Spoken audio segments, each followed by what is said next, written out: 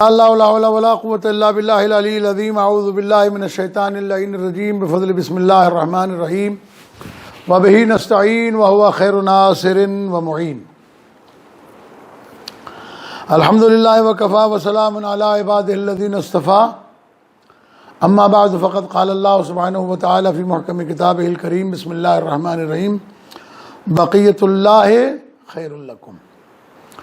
السلام علیکم ورحمۃ اللہ وبرکاتہ۔ برادران عزیز، آج ہماری یہ چوتھی نشست ہے۔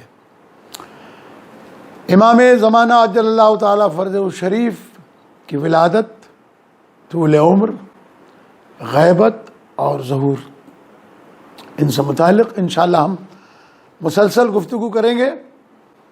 آج جو ہماری گفتگو ہے وہ ہے کہ اتنی لمبی عمر کیسے ہے؟ اس عمر پر تعجب ہے۔ پہلی بات تو یہ کہ صراط مستقیم پر بیٹھا ہوا شیطان حضرت آدم علیہ السلام سے بھی پرانا ہے، قوم جنات میں سے ہے، تو لاکھوں کروڑوں سال کی زندگی لیے ہوئے شیطان بیٹھا ہوا ہے۔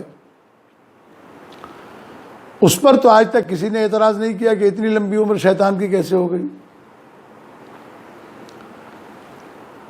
تو عزیزان گرامی، یہ بات خود اس بات کی دلیل ہے کہ اگر دشمن خدا کو خداوند کریم اس کی عبادتوں کے صلے میں لمبی عمر عطا کر سکتا ہے تو اپنے دین کی بقا کے لیے اپنے نمائندے اور اپنے ہدایت کرنے والے نمائندے کو اگر طول عمر عطا کر دے تو اس میں کون سی پریشانی کی بات ہے؟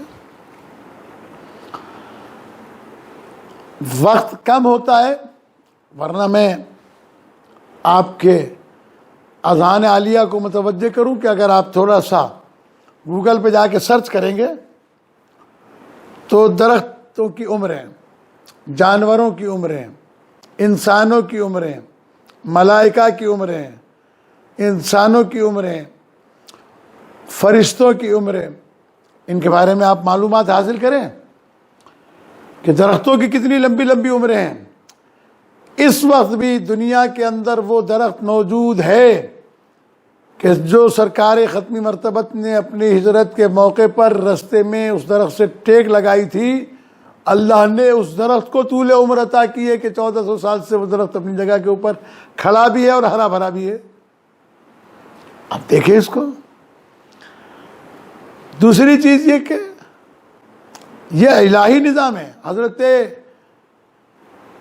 نوح علیہ السلام کی عمر کتنی ہے؟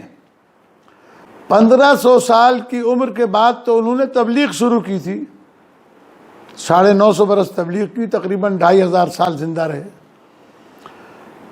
تو جن کی کتابوں میں قصص الانبیاء میں حضرت نوح علیہ السلام 2500 سال کی عمر میں ظاہر رہ کر زندہ رہ سکتے ہیں، تو اللہ نے تو انہیں پردہ غیبت میں رکھ کر وہ ماحول عطا کیا ہے جس میں طول عمر ہو۔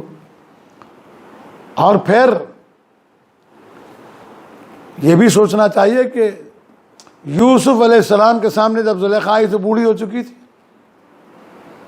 حضرت یوسف علیہ السلام کی دعا سے اسے جوانی واپس مل گئی، تو اگر نبی کی دعا سے ایک عورت کو بڑھاپے میں جوانی مل سکتی ہے تو پھر کیا اللہ اپنی حجت کو تمام ماحول سے پاک رکھ کر جوانی رکھے اور طول عمر عطا کرے؟ اس میں تعجب کی بات کون سی ہے؟ اور ایک بات یاد رکھیے گا کہ ہم سائنسی دور میں زندگی گزار رہے ہیں۔ یہ جاہلوں کے دور کی باتیں تھی کہ طول عمر کیسے ہوگی۔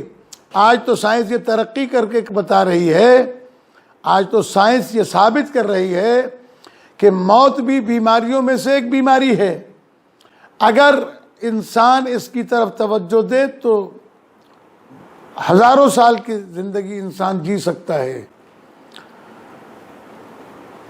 عمر کی کمی ہمارے یہاں اس لیے ہے کہ گناہوں کی وجہ سے، ہمارے خوراک کی وجہ سے، ہمارے رہن سہن کی وجہ سے عمریں کم ہو رہی ہیں، ورنہ سائنسدانوں نے اس زمانے میں ترقی کر کے پوری دنیا کے اندر ریسرچ کی کہ جو لوگ زندہ رہے اور طول عمر جنہوں نے پائی، درختوں میں طول عمر کیسے ہے اور پرندوں میں کیسے ہے اور حیوانات میں کیسے ہے اور انسانوں میں کیسے ہے، تو انہوں نے بڑی بڑی شخصیات کے بارے میں تحقیق کی.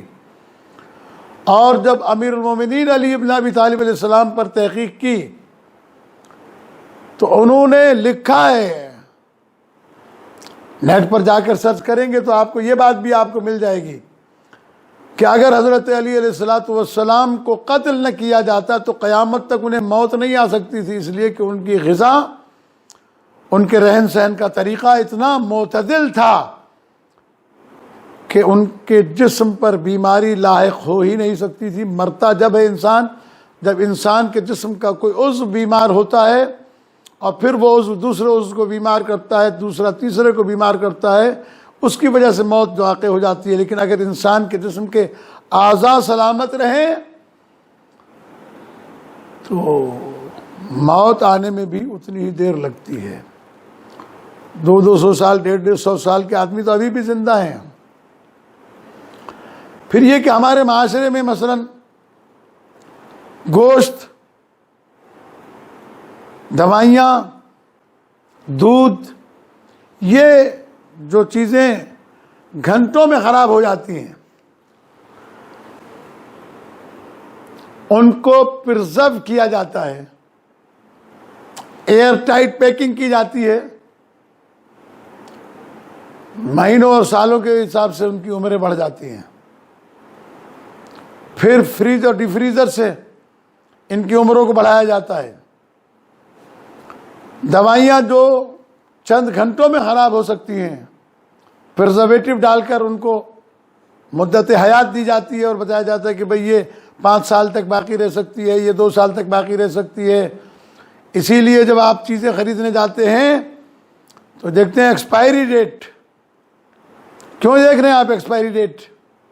آپ کو پتا ہے کہ اس میں جو چیز ہے وہ زیادہ دن زندہ رہنے والی نہیں ہے، باقی رہنے والی نہیں ہے، صحیح سالم رہنے والی نہیں ہے.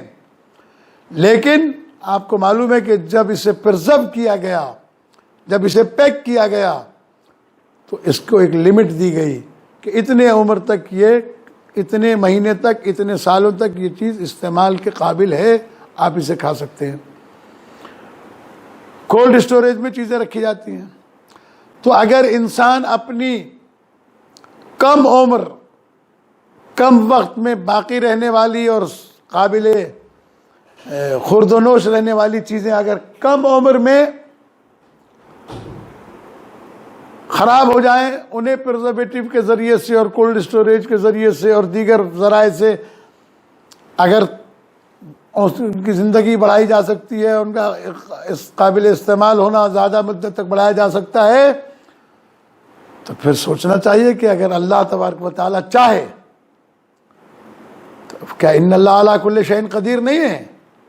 ہر چیز پر قدرت رکھتا ہے. لہذا اس نے ہی اپنے نمائندے کو طول عمر عطا کی ہے.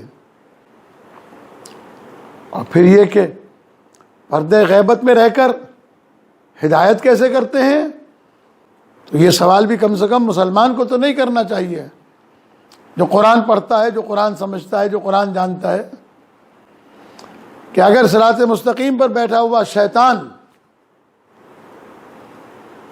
پوری دنیا کے انسانوں کو گمراہ کر کے شیطنت پھیلاتا ہے اور گمراہ کرتا ہے، تو جس طریقے سے شیطان غائب رہ کر گمراہ کرنے کی طاقت رکھتا ہے، اسی طریقے سے نمائندہ پروردگار غائب رہ کر ہدایت کرنے کی طاقت بھی رکھتا ہے.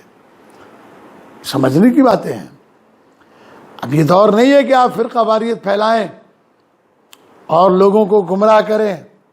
ہاں ظاہر ہے کہ جب لوگ علم سے دور ہوں گے تو پھر وہ کچ بیسی اور کٹ ملائیت کے ہاتھوں میں پھنس کر سنی اور شیعہ اور دیگر